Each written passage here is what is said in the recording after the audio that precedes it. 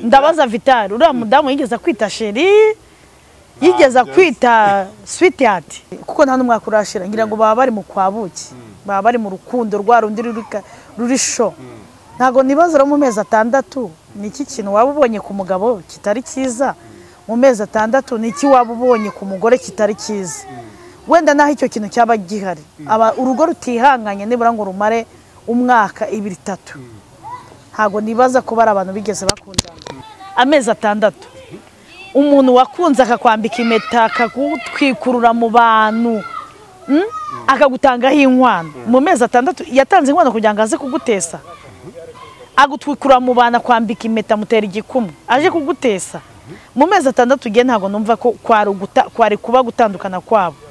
numva ko wari umwaka wo kugerageza no gupushinga ngo urebe kuko umuntu naho yaba arimo barahinduka ushaka kugerageza ukareba ukavuga ati uyu muntu reka nihangane reka mbyare wenda umwana azaza hosha ibintu mbona ariko mu mezi 6 nta n'umugabo wagukubita ngira ngo naho yaba afite amahana bakibombareka cyane buriya cyambere ntasinzira aravuga ati umuntu nakunze nkakwa ni gutagiye ubuse baravuga ko nta kazi nzi azize mu buriri urumva abantu bahita bibaza ibintu byinshi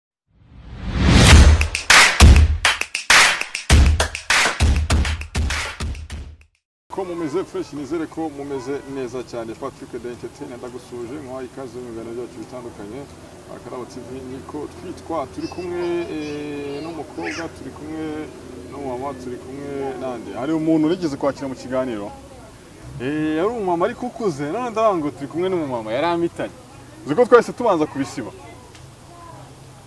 twabanje kubisiba none wana nayo nanjye vango turi kumwe n'umukobwa ugasanga wenda siwe oya abagore bose n'abakobwa meze neza tugwaye ikaze murakoze cyane witwa nguki aje biradukurikiranye nitwa Pastor Deborah mba igikondo igikondo rikavukire oya nago ndikavukire bavuga ngo niho mbitse imyenda iyo umuntu avuze ngo ni Pastor Deborah yose ubwo abatanga ubutumwa bwiza binyuze muri Bibiliya yego siko meze uteranira hese neranira muri Moriya kuri Ruwanje okay umeze neza yego okay yitwa Pastor Deborah niwe tugiye kuba twiganirira hari isomo ufite ubwira abantu duheraho dutangira nta kibazo katubanze dusenga Imana mbere ya byose uri Imana nziza uri Imana ikomeye uri Imana ivuga bikaba wategeka bigakomera tugufite ntago twifuza undi murengezi turagushime turaguhimbaje tugushime kuri Imana yacu tugushime ko waturinze tugushime ko tuba turi hano hantu n'umugambi wawe ngwino bane natwe muri kino kiganiro uzacyumva uzagitega amatwi kizamuviremo ubwenge burenze Uwiteka ndagushimye rero ngabo bana natwe tugire neza mu izina rya Yesu amen amen okay dutangiye n'isengero ufite umugabo muri inkumi meze bite ndi single uri single ushakisha se ari ukuntu umuntu wari single ariko akaba atanashakisha oya ntabwo nshakisha uri single wabyishimiye nawe byishimira ariko nta n'ushakisha kuko nta mugore ushaka umugabo ahubwo umugore baramushaka umugabo ashaka umugore nta bagabo se baraza kukurambagiza se babura buriya umupfikizi ubwo ntabwo Imana iranyemerera karibu karibu usengera muri ADPR na ADPR oya naga ADPR akamadini amaze kuba menshi nkuko tubari tuba twishe amadini nasingaga n'utubari okay ibyo byose social media uzikurikirana cyane niba bivugwa hirya no hino mu isi dutuye yego ndakurikirana urakurikirana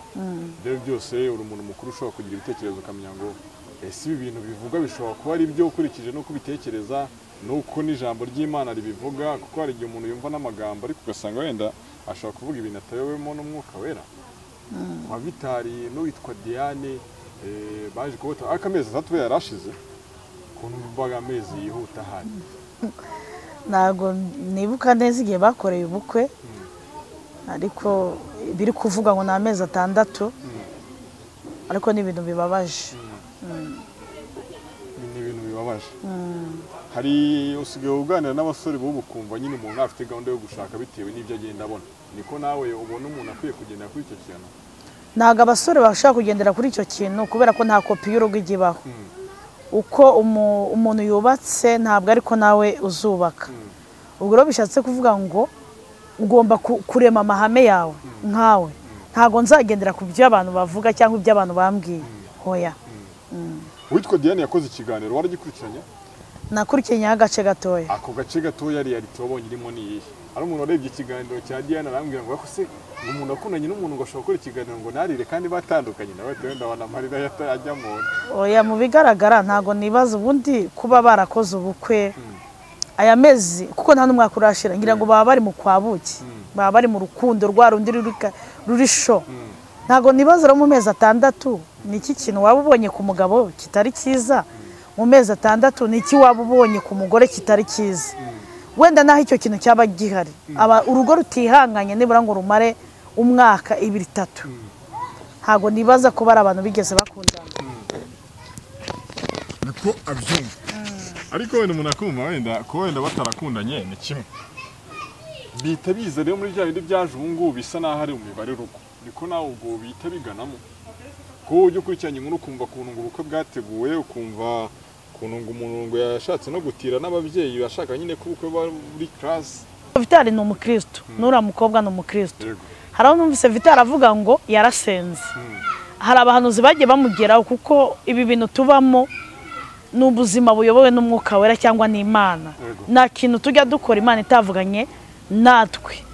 Ni ukuvuga ngo nimba yarateguye umushinga wo kudura mukobwa byanga bikunda ni kuko turi abakristo. Ushobora kurota utarose Imana ifite abahanuzi benshi ishaka kugutumaho ikakubwira ati ibi bintu iyi nzira niyo cyangwa iyi nzira ntabwo ariyo. Haraho yavuze ngo yagiye gusengera mu mashyuza ahura n'umuhanuzi umwe aramubwira ati uriya muntu ni uwawe ariko ntabwo ari byo. Abahanuzi 5 nibakubuza ikintu hamwe nawe n'ibyo ubona bakubwiye ati uyu muntu niwe yari gukurikiza ibyo abantu bangahe benshi bamubwiye ko umuntu umwe ntabwo yari gukurikiza igitekerezo umuntu umwe amuhaye cyangwa ubwo buhanuzi bw'umuntu umwe. Ngiye nuko mbyumva. Ariko se umuntu ugiye gushaka kugirwa inama n'abandi bantu abonaho magiraho dute? Oya umuntu ugiye gushaka ntago ashaka kugirwa inama n'abandi bantu. Urumva Imana ica ahantu henshi ifite inzira nyinshi ishaka gucamo. Kenshi ishaka guca mu muntu bakajya bagura ati uziko runaka mu macinga n'urugero. Uziko runaka yabaye umugore wawe yaba umugore mwiza. Imana ishaka gukorera mu ndimi z'abantu kuko ibintu byose dukora Imana ica mu bantu. Rero iyo abantu bangaye bakubwira ati ibi bintu turabona byacamo byanga bikunda Imana nawe irakugenderera. Ntago wamenyana n'umuntu icyumweru 2-3 Imana itari yakubwira nakantu ushaka kubona wenda akubwira nabi cyangwa ukabona uramubwira ibintu nimwumvikana mu bintu wamubwira A akumva B. Ibintu byose ukabona arabizanamo intambara. Uwo muntu se wumva ko nimugera mu rugo uzamukomveka? Ntabwo bishoboka. Uwo muntu aba uko ateye. Ko umuntu abonye uriya mugore se abona atuje. Gutuza ntaho bihuriye n'umutima. Ni ibintu bibiri bitandukanye.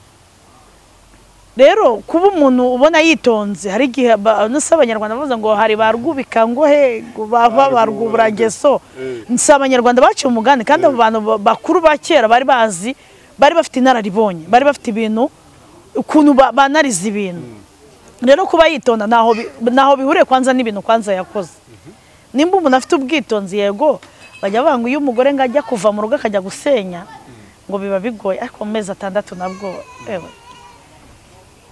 sibizi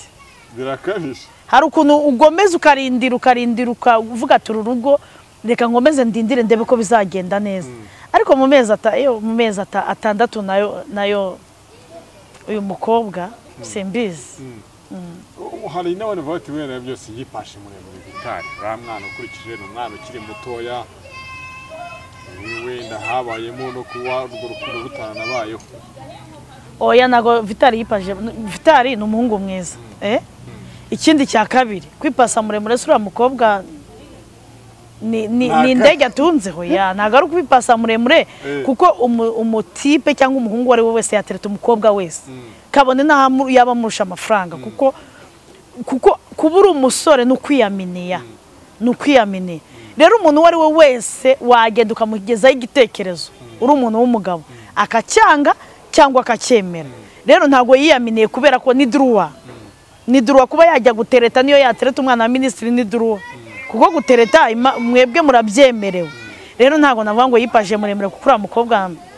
ibisanzwe nge ntago mbona ko arasanzwe nta birenze cyane arasanzwe ikintu cyitwa gushaka umuntu akajyamo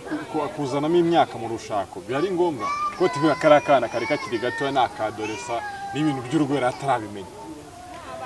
urumva gushaka n'imyaka ntaho bihuriye ariko nanone nkavuga ngo ese umuntu ugiye gushaka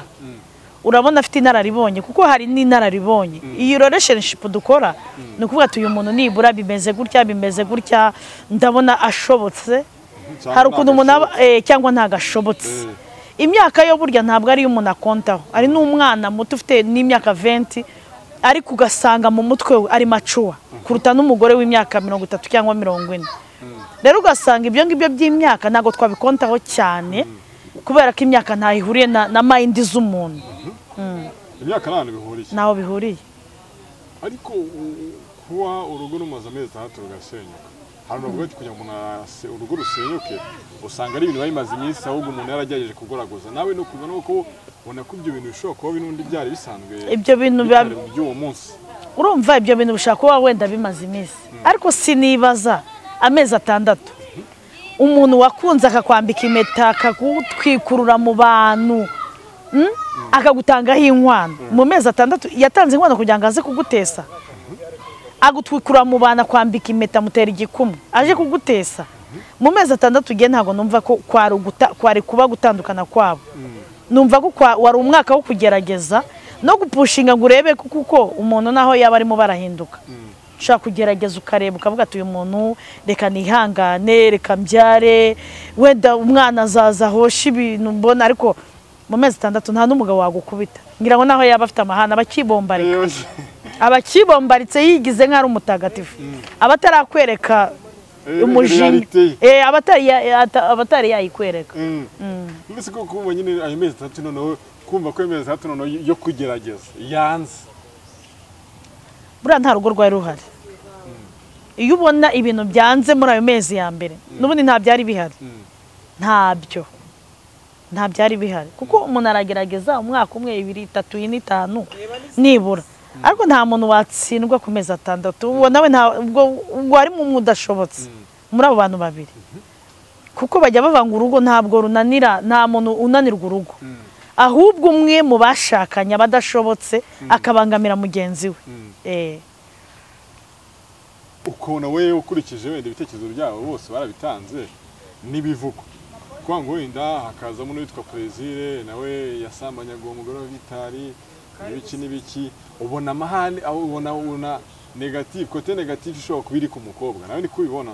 none se wenda tuvuge nimba umukobwa yarafitanye ubumwe na Plaisir mbere yuko ashaka sinibaza umugore nawe ushakwa agakomeza akundana n'abahungu bo hanze cyangwa n'abagabo bo hanze kuko hari ibyo aba yasize kwemera ko bamwambika impeta no kuba yavuze ati ni wowe nahisemo naho baba bafitanye ubumwe nkeka ko uyu mukobwa yaba atuzuye mu mutwe kuko hari ibintu iyo ushatse hari ibintu ugabanya kavuga ati natahaga nijoro sinzongera gutaha nijoro kuko mfite umuntu uri kunkontorora hari abantu banyandikiye agajotembe ndavuga ko nabaye umugore w'umugabo nta umuntu wongera kunyandikira uko yibone kuko sinkiri ku isoko ukabibabwira nabo ukabibabwira rero iyo utavuze ukuri ubwo nawe ubudashobotse nge nuko byumva ubudashobotse ariko si waba gutereta wababuza ntago wababuza ariko nawe ntiwabaha umwanya hari gutereta hari no guha umwanya umuntu hari ukuntu igitsina gore nyine ngo mwamenyere nk'abantu bari wiki ku buryo nyine igihe bigenze gutyo nyine siko ari za ntege nkeya zaho ntago ari wiki ahubwo abagabo ni mwebwe muri gutyo kandi umuntu ashobora guhita guhindura nyine akagucarenginga ntago wamuhindura oya ibyo ngibyo ni by'abantu bivugisha ariko twebwe igitsina gore nyine hari abagore bihagaze apana abagore bose si abagore oya abagore bose si abagore rero hari abantu uteye gutyo ariko hari n'abandi bafite amahame mu mitima yabo badapfa kuvogerwa hari ingaruka byagira kuri Vitar kuba baratandukanye gutandukana n'umuntu mwarimo kibana hari akadepresiyo kazamo ahubwo se koroshye ntabwo ari akumva gakomeye ahubwo gakaze kuko ibyo ngibyo iyo tubivuga twebwe tubyumva cyane kuko ni ibintu twaciyemo tubyumva cyane buriya icyambere ntasinzira aravuga ati umuntu nakunze nkakwa ni gutagiye ubu se baravuga ko nta kazi nzi azize mu buriri urumva abantu bahita bibaza ibintu byinshi bakibaza ibintu byinshi ariko kuba yakumva acanganyikiwe aracanganyikiwe ahubwo ndamukomeje nahumure twebwe tumaze imyaka 7 ndamukomeje twebwe tumaze 7 twarakomeye nabakomere kindi cyongeyeho asenge kuko gusenga bijya bihindura ibintu ariko ushobora gusanga cya kiganiro cy'uwo mukobwa narebye gake ntabwo nakirangije ariko ugasanga Vitar nawe hari ukuntu ngo yayigurisha ngo ibikoresho byo mu nzu kumva ngo kumva nyine ni ibintu bitana aho bitumvikana ibyo ngibyo no kumubeshyira umuntu w'umugabo ntabwo yagurisha igikoresho cyo mu nzu ntabwo bishoboka oya ibyo ngibyo rwose ntabwo mbyo mu nzu ariko ibyo ngibyo ndamuhakane kuko baracyari abageneraga ibintu byabo byose ni ukwigana uyu muntu akunda iki uyu muntu yanga iki ntabwo bari bagera igihe cyo kumva ko umuntu yahaza amezi 6 ntabwo nzi ko umuntu yaba ahaza undi nabira numvise ngo yamukubita agiye birasinabyemeye niyo yamenya ko wasambanye ngira ngo yakwihanganira akavuga ati reka ncunge ndebe ko ibi bintu bizahinduka ariko ntabwo nemera ko yamukubita ngo nukubera ikosa runaka mu mezi 6 wa mugani sinekita ko amezi 3 ari urugo abantu babakigana babakira abaje bakundanye ari sheri shushu ureba icyo mugenzi wawe akunda ukavuga ati reka pushinge ndebe ko mushimisha ari gutyo 6 ni cyo cyakomeje inkuru ni cyo gihe gito cyane gishize kumva nyine abantu bananira muri kumva abantu bakoze ubukwe ejo bundi twe tuzi ko bari mu rukundo kumbe nta n'urukundo ruhari nta n'ahani umuntu yabaye mu bigaragara bishoboka ko ahubwo byatangiye bura ku munsi wa mbere bura ku munsi w'ubukwe niho byapfiriye nako nta nubwo ari ku munsi w'ubukwe kuko bavuga ko mu gikumwe hajemo utuntu tutari twiza niho byatangiye kuzeramo utuntu tutari twiza rero ntago mvuga ko ntago hari urugo ntarwo sibiri bishobora kubaho kuri umuntu akongera agashaka cyangwa abagize aho bihungabana bikomeye cyane nagitekerezo akanya kugira buriya karakantu kabayeho ni ukwiga arize gushaka ko biterwa na choice y'umuntu ashaka kuvuga ati ibi bintu nanyuzemo byarankomerekeje shobora kwiha imyaka iyi niyi ariko ntago bikuyeho ko atazongera gukunda cyangwa wenda bazasubirana ntawamenya ariko ntabwo bivuze ko atazongera azakunda cyangwa nawe yongera kundwe ibyo ngibyo ni ibintu bisanzwe yego ariko nkamwe bamuce kuri social media ibibi byabyo bari ibihe ko usanga ikintu wenda zincyari kinakomeye se nabo bambere batandukanye ariko kumva byabaye inkuru impamvu ibyabo byabaye inkuru bibaye mu mezi makeya urumva sinimbeba kari byo bihigana ni ibintu bitumvikana ugasanga rero ni ibintu wumva utamenya isobanuro ryabyo ariko gusa hagati y'abantu babiri bashakanye umwe abaza ukuri niyo mpamvu abantu ibyo bavuga ushobora gusanga nta kuri kuri ibyo abantu bavuga nk'abantu ariko hagati yabo babiri umwe azi ukuri azi urengana umwe azi n'udashobotse cyane none se ubu ababyeyi baba babaye kurusha bariya Vitar na Diane n'ababyeyi babo ninde wababaye cyane bose barababaye none se abantu bagiherekeje abana bakakenyera ibintu bikaba bibaye isosi kuri uyu munota urumva se ibintu bikaba bibaye imvange urumva byo barishimye mu mutima ntago bishimye ariko nubwo bavuga ngo ababyeyi ngo bagiye kumubwira ngo nave mu rugo umubyeyi nawe ukora ibyo ngibyo ntago navuga ngo ni umubyeyi abashakira umwana kubaka ubuzima bwiza azabyare azororoke ariko aje kuvuga ngo va mu rugo ndumva ajya umubyeyi ari umwaka yaba ari kugutera umubyeyi wawe oya birutwa nuko wowe wafata decision wenyine ariko nta mubyeyi wakubwira ngo va hariya umubyeyi arakuvuga ati mva komeza ahubwo mwana wanjye nuko zubakwa ugakomeza wenda ukazananirwa nyuma wenda ukanahavuta nabibabwiye rimwe na rimwe ubonye we byakurenze uvuga ati n'ababyeyi banjye ntabwo bari kunyuma ariko uri umubyeyi ugira inama ngo nasenye ntabwo numva ababyeyi b'ikinyejana sinzi uko babikora ariko kumva nyine wumva ibyo byabaye ariko ukumva umwe atanga igitekerezo cye ukumva ari mukuri ukumva n'undi ari mukuri nyine ukayoberwa ahantu ushobora guhagarara wowe ariko nyine ukabaza wenda reka njanishe mu mezi 6 abantu baratandukanye hari hakiri kare hari hakiri kare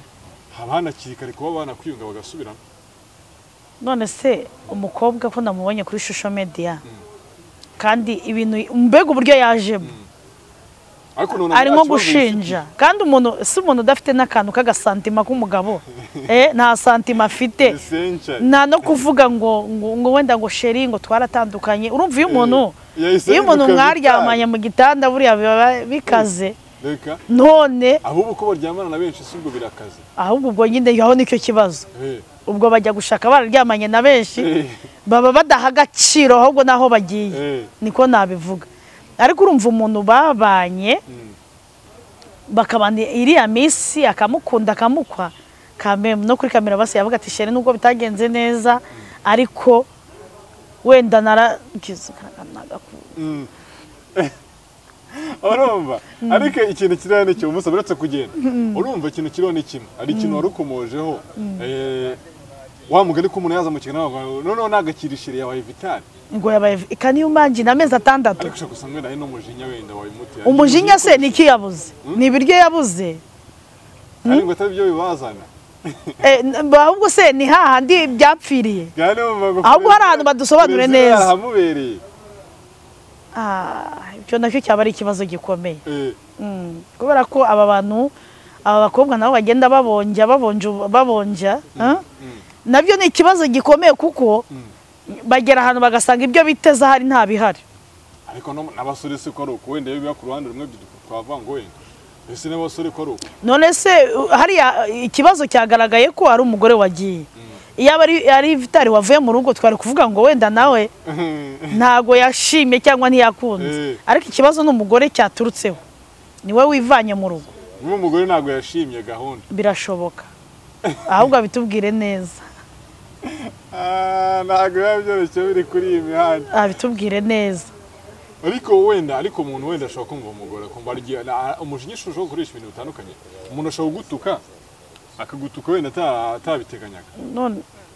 ariko ari umujinya uzi ko ukoresha ibintu umuntu atateganyaga none se uwuhe mujinya w'amezi uwo mujinya w'amezi 6 ntabwo mwumva kuma umuntu wese baba Vitar nyine umuntu yari hani yari bebe bura yigeze amwita ndabaza Vitar uriya mudamu yigeze kwita sheri yigeze kwita sweetheart atubwire Vitar muri comment nese ibyo kuba yarakoresheje ubukwe nawe yipanitse kwipanika biriya kuba ari kugira ngo ashimishe wagiye gutwara ahubwo atireka nkuri ibintu byiza nanjye ngaragare neza urumva ibintu mbega nubahishe n'umwana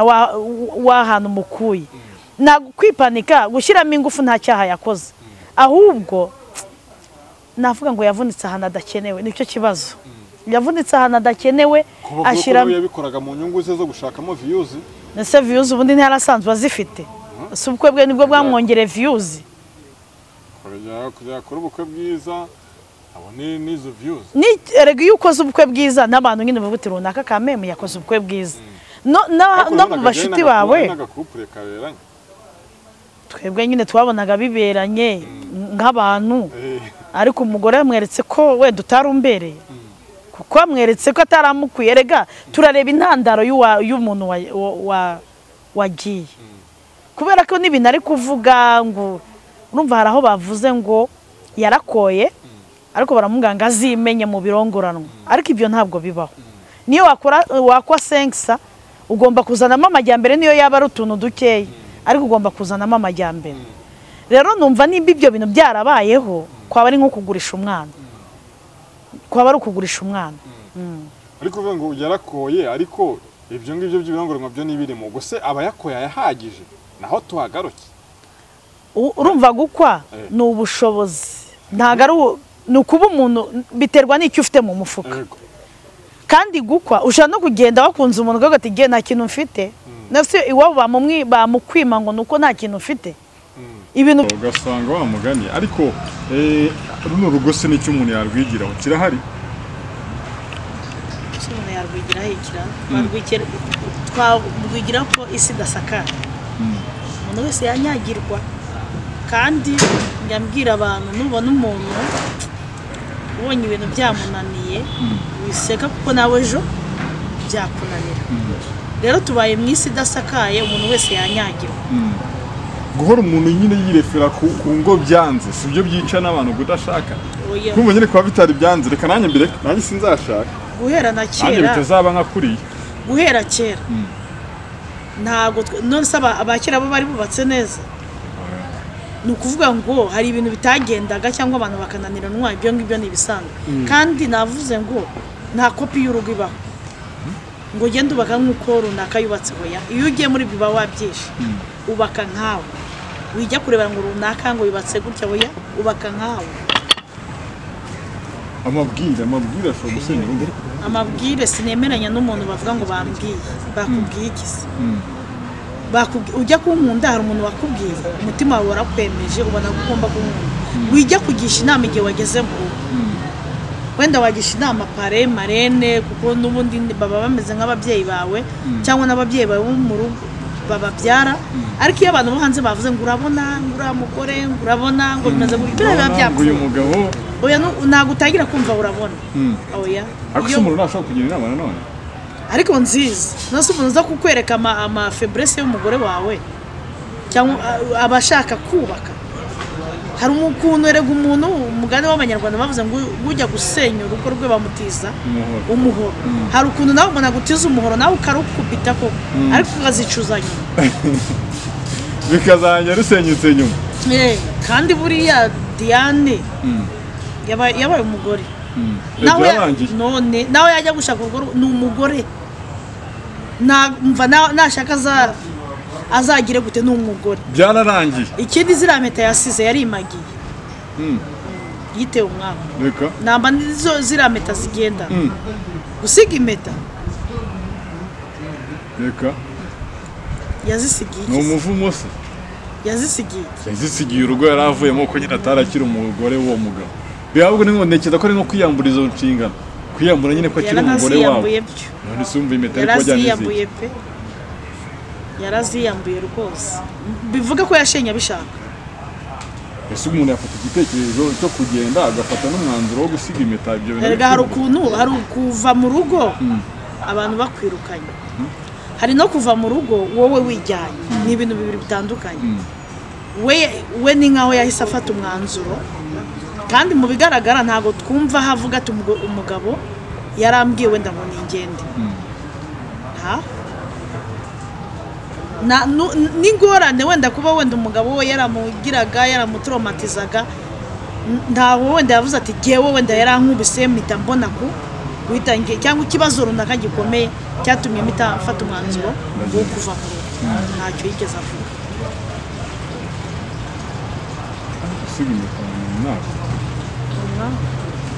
akandi ufite experience ni nko gusiga umwana ni ugusiga ingobyi none se wasiga impeta yasize umwana nako yasize impeta ariko urerega urakabona wamburwa ibintu urakabona umuntu akwambura ibintu ariko niba ukabone wowe ari wowe ufata decisive yo kwiyambura ibyo bintu wowe babikwambure ni sawa ariko rero nanone iyo ari wowe wiyambuye ni ikibazo kandi buriya mu bantu babiri bashakana navuga ngo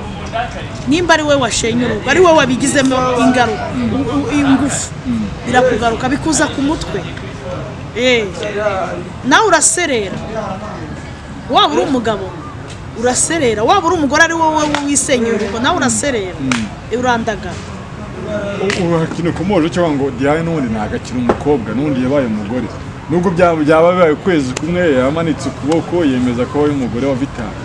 n'ubundi ibyo yakwikora byose abakiri umugore uri aracyari umugore kubera ko ntaho batweretse ko umwe yari afite igitanda cye n'undi bivuga ngo baryamanaga ku buriri bumwe rero yari yarabaye umugore ahubwo se ni ibintu bikomeye ku buryo byazamo na divorce ukurikije uko wabumvise njye mbona nta bintu bapfa barafite ibiryo kuko nta bintu bapfuye nuko numvaga ngo hajemo kurwana ngo kubita ngo kugira gute sara umugabo ujye kubitwa mu Rwanda ariko ntago nase niba yarakubiswe katagiye gutanga ikirego bagiye kuri ribu katayavuze ati uyu muntu amereye nabi agatamo guhita afata umwanzuro wo kugenda ibyo byose nyine mbwita nko nk'imitwe ntabwo navuga ko ari ibintu byabaye ariko uyu muntu avuze ngo abantu barapfa ubusa umuntu akaba upfa ubusa agatandukana n'umuntu basezeranye kubana akazi none se ko impamvu uvuga ngo barapfa ubusa nta kintu mbona gikomeye urumva mu bintu ariko kirari nuko umugabo watamushinja umugabo ntabwo ndumva bavuga ngo wenda no gusambanya namufatiye nicyo nacyo kirakomeye umugabo yakigufatiyemo washenye ariko Vitar kuko atari yaza kuri kamera ngo atubwire nimba yaramufatiye muri icyo kintu twumva bivugwa ariko ntabwo tuzi neza ko icyo kintu yakimufatiyemo abaye yarakimufatiyemo Vitar yaba ari afite rezo ndetse yakimufatiyemo umukobwa yakwijyana cyangwa Vitar yatangaza ashobora no kumubwira wenda akamubwira ati wowe wakoze ibi ngibi noneho wa mutima nama kumva umubujije amahoro y'ibibi yakoze akaba yakwijyana umutima ukamushinja urubanza wenda umutima ukamushinja ariko se umuntu umutima wacira urubanza nashobora gukora n'ikiganiro ukabona ko wenda afitemo ka emosiyo ugashobora gutera ni mu mugabo none se uriya mukobwa urabona afite imikino kuri kamera oya ari seri none se ntabwo ubona ko ari umwana nyine wavukiye i Kigali oya none babonye mwebwe mwavuze ngo ni umwana ariko njye nta mwana nabonye hariya nabonye ibintu arimo arabizi ari macuwa ibintu arimo arabizi ibintu arimo arabizi ko njye nabonaga ari umwana none se umwana ibyo ubwana bamuvugagamo n'ibyo we yagaragaje n'uburyo abivugamo ubona ari umuntu nyine ibyo arimo arabizi se Bibiliya hari ikintu bivugaho kuba ku bintu byo gutandukana n'abantu Bibiliya urumva Bibiliya yagiye ivuga ibintu byinshi kandi Bibiliya cyangwa natwe abakristo ntabwo twemera divorce ko umuntu ya divorce birabaho kubera ko umuntu adashaka kwihambira ku wundi ubona ibintu byanze cyangwa ngo mwicane ariko kuvuga ngo kuba umuntu yatandukana n'undi ntago ubundi Bibiliya ihuza wenda abantu cyangwa igahuza wenda ikavuga ati mubane mukundane nicyo Bibiliya itubwira ariko Bibiliya ntabwo ijya abantu ngo batandukane ntabwo ibwira abantu ngo batandukane ahubwo twebwe za ntege nkeya zacu nizo tubona nyine ibintu byanze tukavuga ati kugira ngo ahangaha reka ihari niho tuvuga ngo uyu muntu arakijijwe hari ibyo yakijijwe